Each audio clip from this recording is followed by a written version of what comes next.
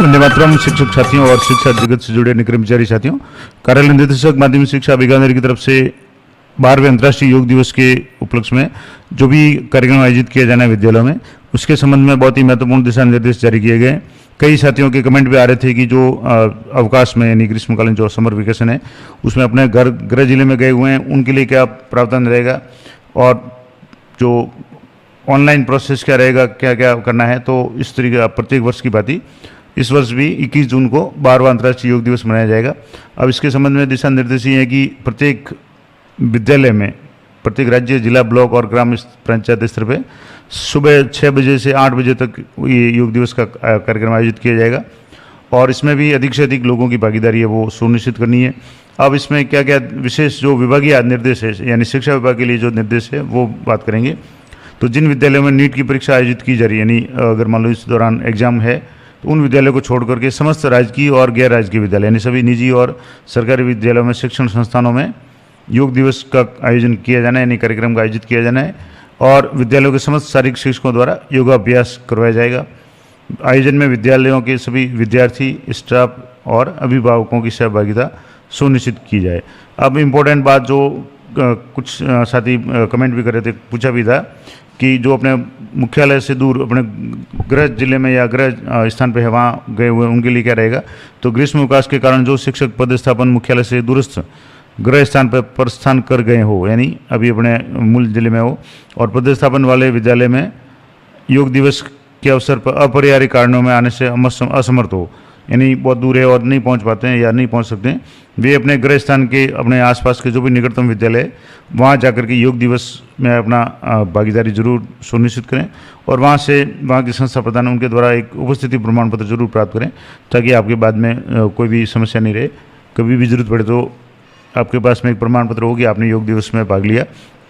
इसके अलावा समस्त स्काउट गाइड, एनसीसी और एनएसएस जो वॉलंटियर्स है उनकी कार्यक्रम में सहभागिता सुनिश्चित की जाए और विद्यालय में योग से संबंधित सांस्कृतिक कार्यक्रम, निबंध और व्याख्यान वगैरह उनका प्रतियोगिता का आयोजन किया जाना है। इसके अलावा जो मैंने पिछले वीडियो में एक इम्पोर्टेंट बात बताई थी कि योग संगम पोर्टल है, उस पर अनिवार्य रूप से रजिस्ट्रेशन करना है और इसका पूरा लाइव वीडियो मैंने 2-3 दिन पहले ही बना रखा है, आप जरूर चेक करें। और 15 जून से पहले आप इसमें योग संगम पोर्टल पर अपना रजिस्ट्रेशन जरूर कर लें, ये बहुत ही अनिवार्य है। और राजकीय विद्यालयों के लिए इसका जो डेमो लिंक है ये भी दिया हुआ है और हालांकि मैंने पूरा वीडियो लाइव बताया हुआ है, जिसमें आपको वेन्यू का एक तो जगह यानी आपके जो भी विद्यालय वगैरह कार्यालय उसका मैप है या उसकी लोकेशन है वो भी आपको शेयर करनी है। इसके अलावा आपको मोबाइल नंबर और ईमेल आईडी से रजिस्ट्रेशन करना है और योग दिवस का जो भी कार्यक्रम होगा उसमें जितने भी सहभागी होंगे, यानी जिसमें विद्यार्थी होंगे, विद्यालय के स्टाफ होंगे, अभिभावक और अन्य जो भी आगंतुक होंगे, उनको उपस्थिति संबंधित जो भी संख्या है, आंकड़े हैं, वो शाला दर्पण पोर्टल पे 21 जून को दोपहर 12 बजे तक अनिवार्य रूप से अपलोड करना है, यानी कितने लोगों ने भाग लिया, कितने बच्चों ने भाग लिया, कितने अभिभावकों ने, अन्य जनप्रतिनिधियों वगैरह ने भाग लिया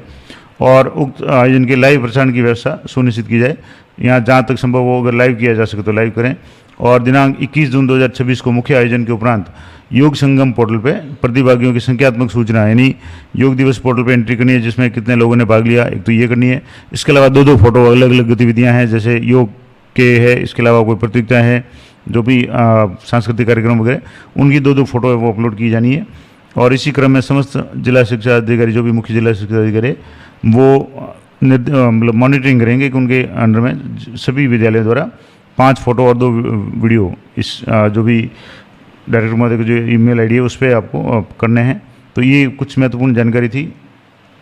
कि जो भी कार्यक्रम 21 जून को योग दिवस का आयोजित किया जाना है और इसमें 2-3 चीज़ें मैंने आपको इम्पोर्टेंट बता दी। पहली बात तो कि जो भी कार्यक्रम होगा उसके लिए योग संगम पोर्टल पर पहले रजिस्ट्रेशन करना है, वेन्यू वगैरह सब उसमें लोकेशन शेयर करनी है। उसके बाद में योग दिवस को उस पोर्टल पे जा करके जो भी कार्यक्रम वगैरह होते हैं उनकी फ़ोटो है और संख्या है वो करनी है। दूसरा इंपॉर्टेंट बात कि शाला दर्पण पोर्टल पे उस दिन यानी योग दिवस की एंट्री है वो आपको